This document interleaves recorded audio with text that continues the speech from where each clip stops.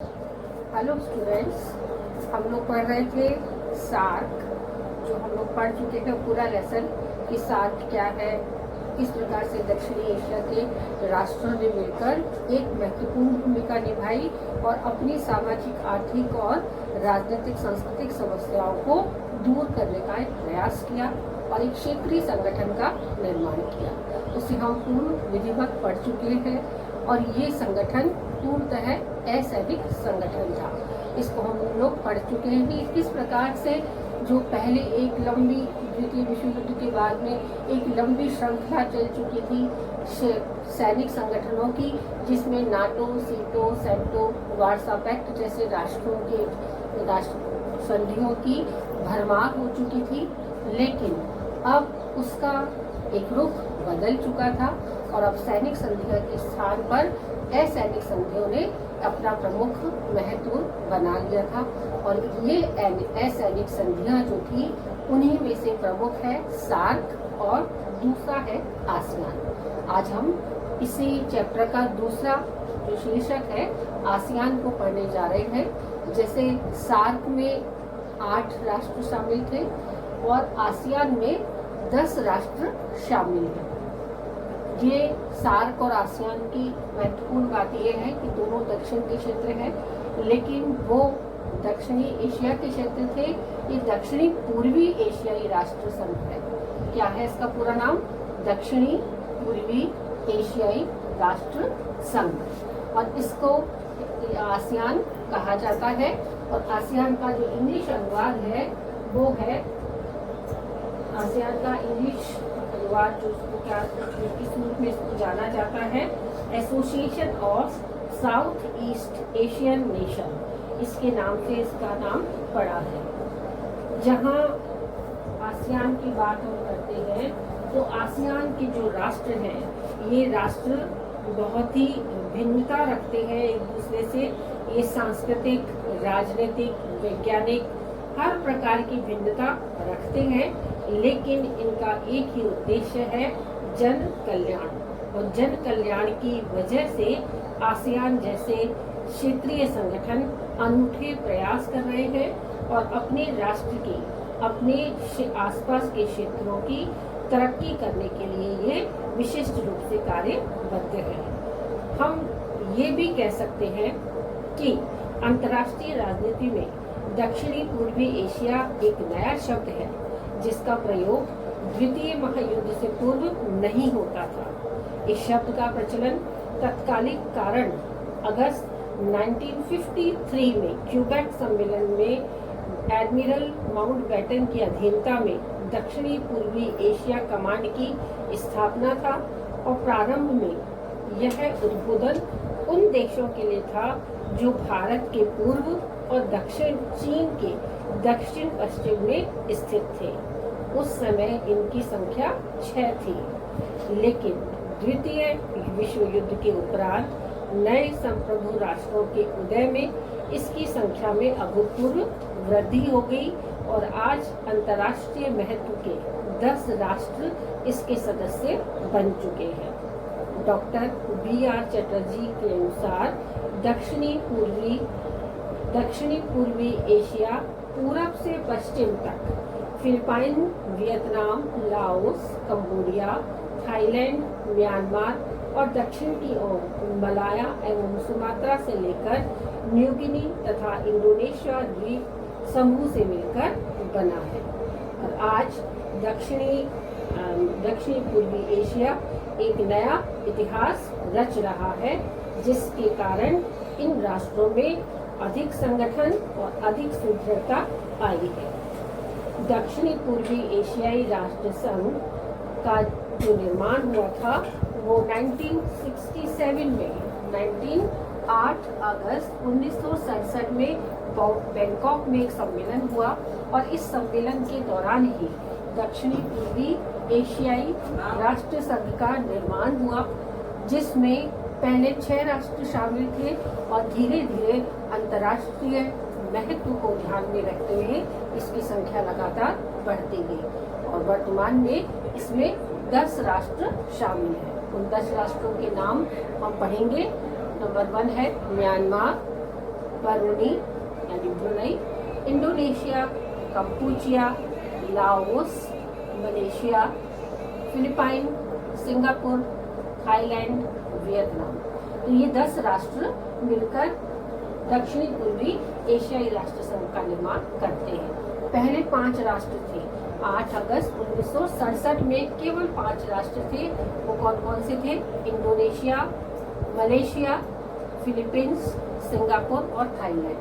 तो इन 5 राष्ट्रों ने मिलकर इस आसियान का निर्माण किया और आसियान की महत्वता इतनी अधिक बढ़ती चली गई कि इसकी जो सदस्यता है वो भी लगातार बढ़ती ही चली गई। तो इसके अंदर जितने भी राष्ट्र शामिल हुए वो कहीं ना कहीं एक प्रकार की ना तो साम्यता रखते थे, ना तो एक ही प्रकार की भाषा से संबंधित थे, ना उनका रहन सहन एक सा था, ना खान पान एक सा था, न संस्कृतियाँ एक सी थी, न समस्याएं एक सी थी।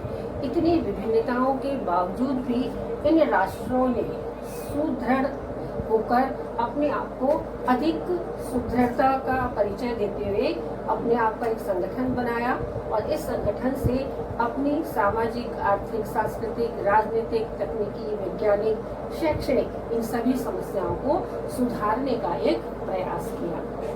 यद्यपि सार्क के जैसे इसमें बहुत सारे शिखर सम्मेलन नहीं हुए हैं, लेकिन इस आसियान में भी कुछ सम्मेलन हुए हैं और इसका पहला सम्मेलन जो हुआ था, इसकी स्थापना तो 1967 में बैंकॉक में हो चुकी थी, लेकिन इसका शिखर सम्मेलन हुआ लगभग 10 साल बाद 1976 में इसका पहला शिखर सम्मेलन हुआ और उसके बाद में 1977 में इसका दूसरा सम्मेलन हुआ।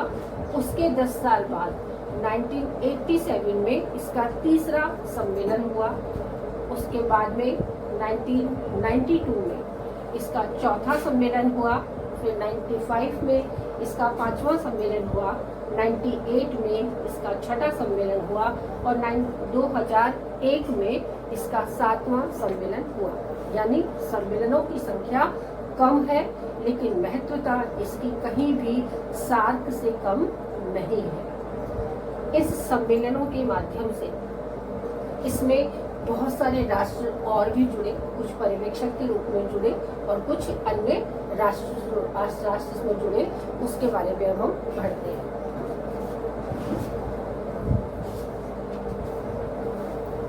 कि 8 अगस्त 1967 में बैंकॉक में एक संधि पत्र पर हस्ताक्षर कर इसके निर्माण की औपचारिक घोषणा की गई। बाद में 1984 में ब्रुनई भी इसका सदस्य बन गया।